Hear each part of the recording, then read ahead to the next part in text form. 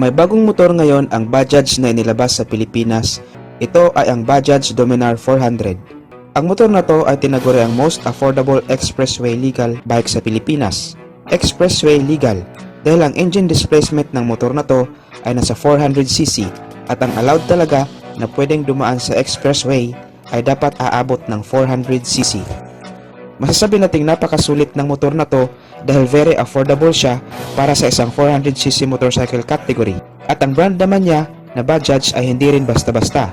By the way, ang brand pala na to ay galing sa India at nakikipagsabayan din sa iba pang kilalang motorcycle brand sa India, kagaya ng sa Yamaha, Honda, Aprilia, Suzuki, TVS at iba pa. Anyway, dati nang meron ang Pilipinas nito, so talakayan natin kung ano ang specs, features at mga nabago sa motor na to. Pero bago ang lahat, ay huwag kalimutan na mag-subscribe, pakihit na rin ang notification bell icon para lagi tayong updated sa motorcycle news and reviews. Pagdating sa kanyang pormahan ay malaki ang improvement niya. Mas pina-aggressive at pinasporty pa ang kanyang hitsura. Mas comfortable na din ito dahil naka-upright position na siya na ang ibig sabihin ay hindi na masyadong nakakangalay ang positioning ng rider nito. Isa rin sa kagandahan ng motor na to ay meron siyang leg guard para kung sakaling may slide at matumba, at least hindi ka masyadong mapuruhan. Very sporty din tingnan ang kanyang windshield at cover under. Nakakatulong ito para hindi masyadong maputikan o madamage ang bandang ilalim ng motor. Pagdating naman sa kanyang instrument panel ay naka fully digital split panel with gearbox indicator.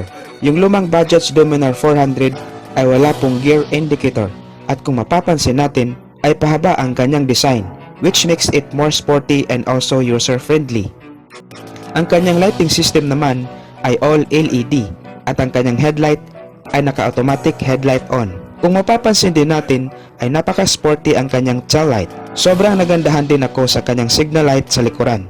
Meron din pala itong hazard lamp at again naka-LED na rin. Proceed naman tayo sa pinaka-main, ang kanyang makina. Ang Dominar 400 2022 model ay mayroong exact engine displacement na 373.3 cubic centimeter. Pero ang nakalagay naman sa document ng motor na to ay 400cc. At yes, ito po ay expressway legal.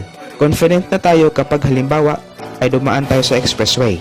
Meron itong 4-stroke, single cylinder, 4 valves, fuel injected, liquid cooled, at kung ang lumang bersyon ay single overhead cam, this time ay naka-dual overhead cam na, which means na mas malakas na ang power compare doon sa luma. Kung dati ay 35 horsepower, ngayon ay 40 horsepower at 8,800 RPM. Maximum torque naman ay 35 Nm of peak torque at 6,500 RPM. Naka 6-speed gearbox na rin with assist slipper clutch. Set height ay 800mm, ground clearance ay nasa 157mm. Ang sukat naman ng kanyang gulong ay 110 by 70 with 17-inch mag size sa harap, 150 by 60 with 17-inch mag size naman sa likod. All tubeless. Ang kanyang top speed naman ay pumapalo ng 165 km per hour. Fuel tank capacity ay 13 liters na kayang kumonsumo ng 32 km kada isang litro. So para sa isang 400cc na motor ay masasabi nating matipid na rin kumonsumo ang Dominar 400, pero maaari pa rin itong mag-iba depende sa pagpapatakbo ng rider. Punta naman tayo sa iba pa niyang mga features. Ang pinaka nagbago sa motor na to ay ang kanyang suspension sa harap na naka-up sa down position na kung mapapansin natin ay mas nagmukha pa itong mas macho tingnan. Braking system ay disc brake sa harap at likod with dual channel ABS o anti-lock braking system.